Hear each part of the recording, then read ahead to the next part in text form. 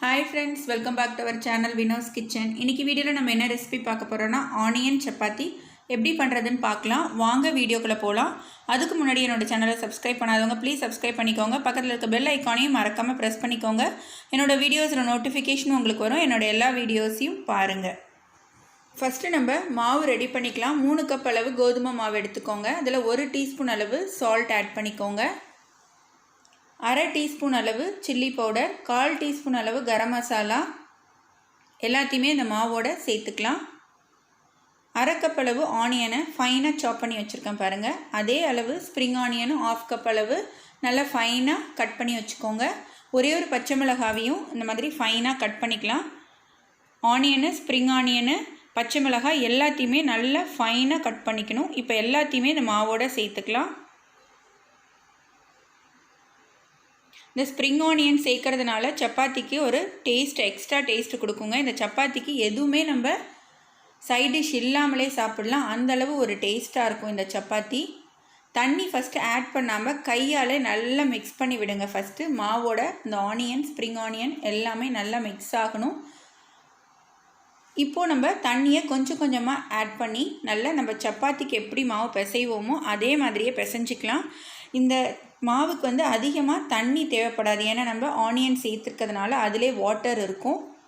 நம்ம மாவை பிசைஞ்சிட்டு ஒரு அரை மணி நேரம் மூடி வச்சிடலாம். இப்போ பாருங்கள், ஊறின மாவுலேருந்து இந்தளவு மாவு எடுத்து நம்ம இப்போ சப்பாத்தி செஞ்சுக்கலாம். நல்ல சாஃப்டாக இருக்கும் சப்பாத்தி. நீங்கள் மாவை தொட்டுட்டு நல்லா நம்ம எப்பயும் சப்பாத்தி போடுற மாதிரியே போட்டு எடுத்துக்கோங்க. போடும்போதே தெரியுது நல்லா சாஃப்டாக இருக்குன்ட்டு. நான் முன்னாடி சொன்ன மாதிரி அந்த ஸ்ப்ரிங் ஆனியன் தாங்க நல்ல ஒரு டேஸ்ட் கொடுக்குமே இந்த சப்பாத்திக்கு. சைட் டிஷ் வந்து எதுவுமே வேண்டாம். அந்தளவுக்கு ஒரு சாஃப்டான டேஸ்டான சப்பாத்தி. பாருங்கள், இந்த அளவுக்கு நல்லா தின்னாக போட்டுக்கலாம். நீங்கள் திக்காக வேணும்னாலும் போட்டுக்கலாம். நல்லா பராத்தா மாதிரி கொஞ்சம் திக்காகவும் நீங்கள் போட்டுக்கலாம்.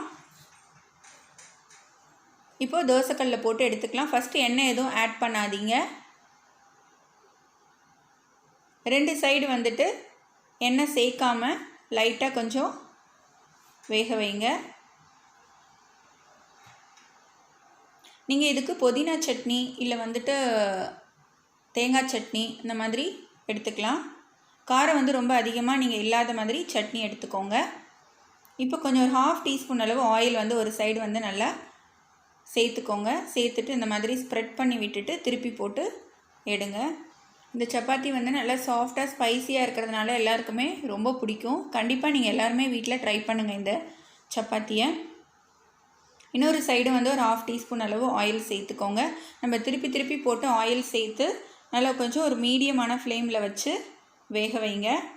ரொம்ப ஹை ஃப்ளேம் வச்சுருந்தீங்கன்னு சொன்னால் நம்ம ஆனியன்லாம் சேர்த்துக்கிறதுனால இது கலர் வந்து சேஞ்ச் ஆகும் கொஞ்சம்.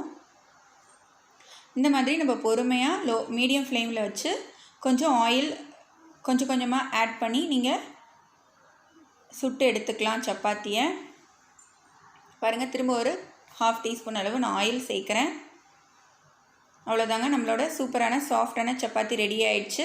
கண்டிப்பாக நீங்கள் வீட்டில் இந்த ரெசிபியை ட்ரை பண்ணுங்கள். உங்களுக்கு பிடிச்சிருந்ததுன்னா லைக் பண்ணுங்கள், ஷேர் பண்ணுங்கள், மறக்காமல் எனக்கு கமெண்ட் பண்ணுங்கள்.